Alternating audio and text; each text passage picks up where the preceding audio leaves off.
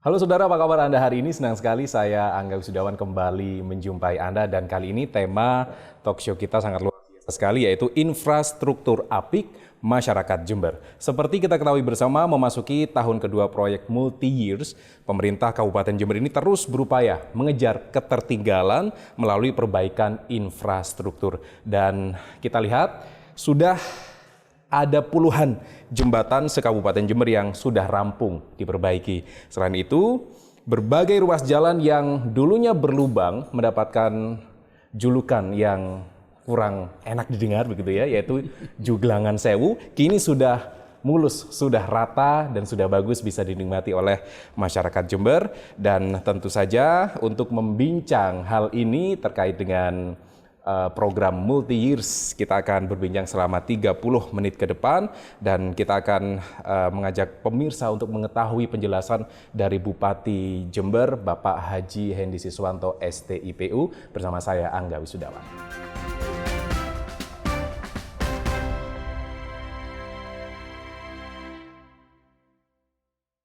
Baik saudara, untuk mengetahui secara detail seperti apa program multi-years sudah hadir bersama kami Bupati Jember, Bapak Haji Hendy Siswanto STIPU. Selamat pagi Bapak. Selamat pagi Mas Angga, Assalamualaikum warahmatullahi wabarakatuh. Waalaikumsalam warahmatullahi wabarakatuh. Terima kasih sudah hadir di talk show kita kali ini.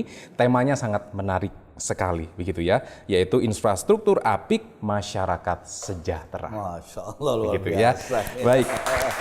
Pak Hendy, kita tahu bahwa perbaikan jalan ini saat ini terus dikebut begitu ya, di berbagai ruas jalan kita lihat banyak sekali perbaikan dan di berbagai ruas jalan juga kita sudah merasakan mulusnya begitu ya, halusnya jalan yang sudah diperbaiki. Nah, sampai saat ini sebenarnya sudah berapa persen program dari multi-years ini sudah dilalui? Ya, terima kasih Mas Angga. Ini kalau kita berapa persen total jalan yang kita perbaiki itu lebih dari 1.000 kilo, ya lebih dari 1.000 kilo, dan itu tahun 2021 sudah ada, bukan proyek multi-years, tapi proyek yang satu tahun anggaran, tahunan reguler, dan itu kita tambah dengan proyek multi-years. Sedangkan proyek multi-years ini ada 1.000 kilo, dan itu dimulai pada bulan Oktober-November tahun 2021.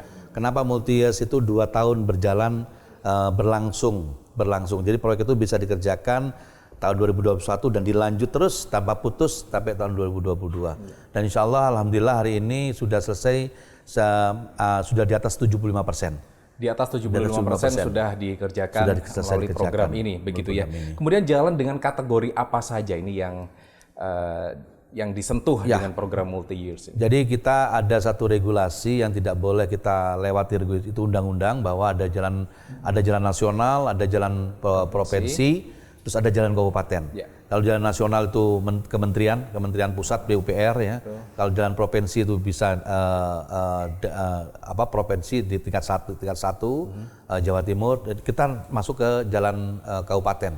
Jalan kabupaten inilah yang tanggung jawab Pemkab Jember untuk menyelesaikan berikut ke bawahnya. Ada jalan ke kecamatan, ada di dusun kelurahan, termasuk jaring-jaring. Jadi jaring-jaring itu ruas-ruas jalan yang ada di desa-desa.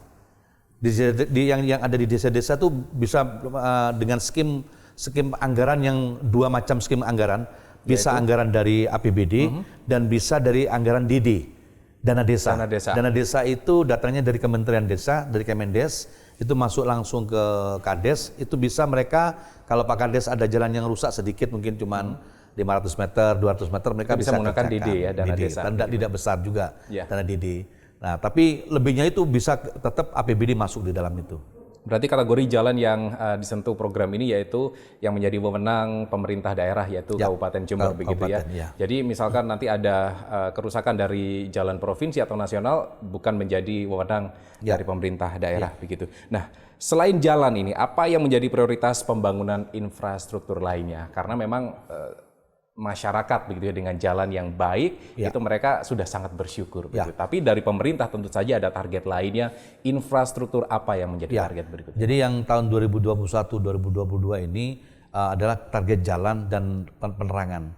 Jalan dan penerangan itu kami sudah mengerjakan 23.000 PJU. Perbaikan termasuk pasang PJU baru. Penerangan totalnya jalan umum, penerangan jalan umum 23.000 titik. Itu masih kurang 12.000 lagi titik. Ya. Sekabupaten Jember dapat semua.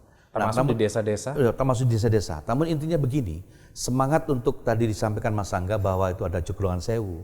Sebenarnya kami memperbaiki jalan ini bukan masalah Jeglongan Sewunya. Bukan masalah itu ya? Bukan Jeglongan Sewunya. Tapi ini adalah kami Pemkab Jember sudah menjadi kewajiban Pemkab untuk mengembalikan hak masyarakat Jember. Baik. Kami tinggal di rumah saya sendiri pribadi sampai sekarang ada di Jalan Sultan Agung. Ya. Mulai saya lahir sampai sekarang, jalannya mulus terus. Tapi ada begitu saya diberikan amanah untuk memimpin Jember ini, saya melihat saudara saya yang di pinggir di daerah Karangpring, di daerah Sentul dari itu jalannya nggak bagus.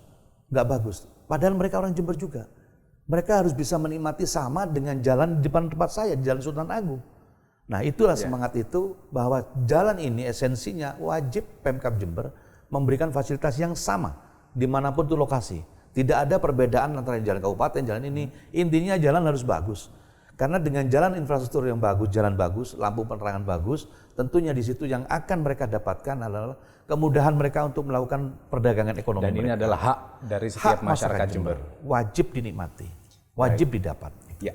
Baik, kemudian pembangunan ini difokuskan selain PJU tadi ya, kemudian jalan. Adakah hal lain Pak, misalkan wisata, kemudian termasuk beriringan itu pengairan. yang kami lakukan itu adalah RTLH juga, rumah tidak layak huni kami perbaiki. Masih ada ribuan di Jember ini rumah tidak layak huni itu kami lakukan perbaikan. Termasuk dan itu masuk dalam program multi-years. Masuk ke program bukan multi-years tapi program tahunan malah. Di tahun 2021 kita ada, 2022 kita ada. Yang ketiga juga di dalam tahun 2 tahun anggaran ini kami juga memperbaiki beberapa titik daerah-daerah longsoran. Banyak lokasi kita karena memang kita daerah hujan di Jember ini dan banyak sekali bencana tahun kemarin sehingga berat titik-titik longsoran itu ada. Juga arah kami di tahun 2022 perbaikan infrastruktur pertanian kita sudah mulai masuk, tapi tidak terlalu besar. Termasuk irigasi berarti. Termasuk irigasi, tapi tidak terlalu besar Mas Angga karena memang keterbatasan anggaran kita. Kami akan fokus dulu di infrastruktur jalan. Kalau jalan ini bagus, tentunya ekonomi kita, distribusi barang kita ini yang dari gunung itu bisa ke kota dengan mudah dan akan kompetitif harganya. Ya. Kalau dulu sebelum jalan diperbaiki, harga itu jadi mahal Mas. Harga dengan sawi, alasan, betul. Ini ongkos transport begitu ya. Transport dan mereka transportnya pakai motor. Iya. Terus jalan kaki juga. Seperti kita kasih contoh daerah Panti ya. Daerah Panti itu terkenal sawinya Mas. Sawinya seperti sawi itu untuk segar begitu ya. Segar dan bukan sawi sederhana, tapi sawi untuk masakan Mandarin. Kualitas masakan bagus. Mandarin, ya. Itu kualitasnya itu untuk ca sawi itu harganya beda. Itu harganya. Cuman kalau pada saat jalannya nggak bagus untuk bawa ke Pasar Tanjung, itu membutuhkan waktu yang cukup lama, hampir 1 hari. Layu. Akhirnya harganya jatuh. Dampaknya apa? Masyarakat petani kita yang tanam sawi tidak bisa bangkit ekonominya, tidak bagus. Sekarang udah bagus, apa yang mereka katakan? Kami jual sawi di mana saya tanya? Anda jual sawi di mana? Pak, kami jual sawi langsung ke toko-toko restoran-restoran yang membutuhkan. Kok bisa? Jalannya udah bagus Pak. Harganya bagus sekali harganya. Tidak dijual di pasar lagi, tapi dia langsung datang langsung ke konsumennya. Ya. Ini manfaat yang langsung dampaknya itu dan lampu penerangan tentunya untuk keamanan mereka. Sekali lagi ini hak masyarakat yang harus dipenuhi, Ya, kemudahan, kemudian perputaran ekonomi juga semakin mudah dengan akses yang mudah, begitu ya. Nah, kalau kita berbicara terkait dengan pengerjaan proyek infrastruktur ini tentu saja melalui rekanan dan akan ada semacam evaluasi, begitu ya. Dan apakah ada sejauh ini dari evaluasi yang sudah dilakukan itu infrastruktur yang sudah dibangun tidak memenuhi spesifikasi? Tapi kita akan bahas di segmen berikutnya. Pak Hedi, saudara, tetaplah bersama kami.